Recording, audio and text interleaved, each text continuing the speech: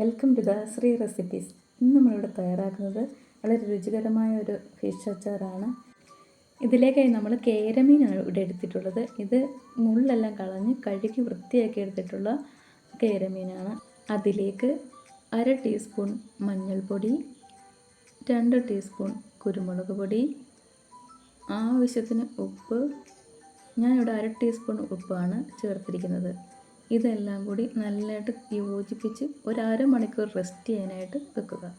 അച്ചാർ തയ്യാറാക്കാനായിട്ട് ഞാനിവിടെ ഉരുളിയാണ് എടുത്തിരിക്കുന്നത്. ഇതിലേക്ക് നമുക്ക് ഇഷ്ടമുള്ള ഓയിൽ യൂസ് ചെയ്യും. ഞാനിവിടെ സൺഫ്ലവറാണ് എടുത്തിരിക്കുന്നത്. ഇതിലേക്ക് റെസ്റ്റ് ചെയ്യാൻ വെച്ചിരിക്കുന്നത് മീൻ കുറേശ്ശെയായി നമുക്കിതിലിട്ട് പൊരിച്ചെടുക്കുക. നന്നായി ഫ്രൈ ആകുന്ന പരുവത്തിൽ അത് കോരി എടുക്കുക.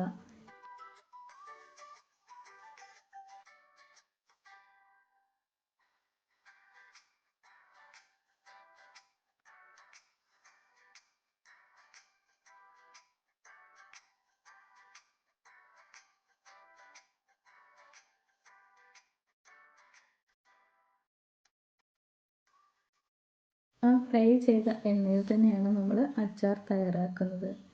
ഇതിലേക്കായിട്ട് 1/2 ടീസ്പൂൺ കടുകിടുക. അതൊന്ന് പൊട്ടി വന്നതിന് ശേഷം ചെറുതായി അരിഞ്ഞെടുത്ത ഇഞ്ചി ചേർക്കുക.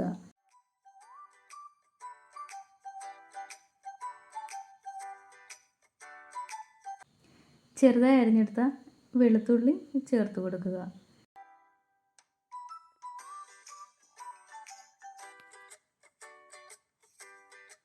അതിലേക്ക് 4 പച്ചമുളക് അരിഞ്ഞത് ഇട്ട് കൊടുക്കുക. കറിവേപ്പില ആവശ്യത്തിന് ചേർക്കുക. ഇതെല്ലാം നന്നായി ഒന്ന് ബ്രൗൺ നിറമാകുന്നതുവരെ നന്നായി അത് മൂപ്പിച്ചെടുക്കുക.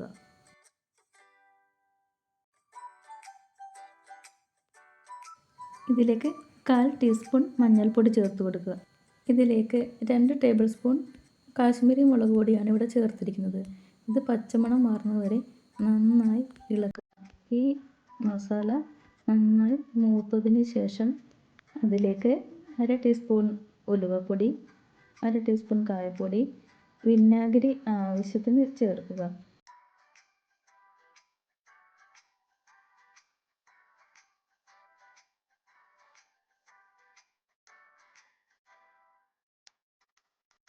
ഇതിലേക്ക് ആവശ്യമായ ഉപ്പ് ചേർക്കുക.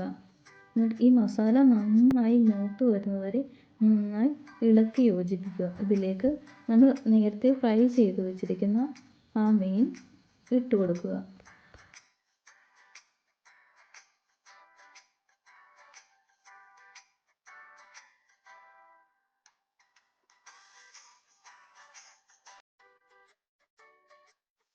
ആ മസാല മീനിലേക്ക് പിടിക്കുന്നതുവരെ നന്നായി ഇളക്കുക.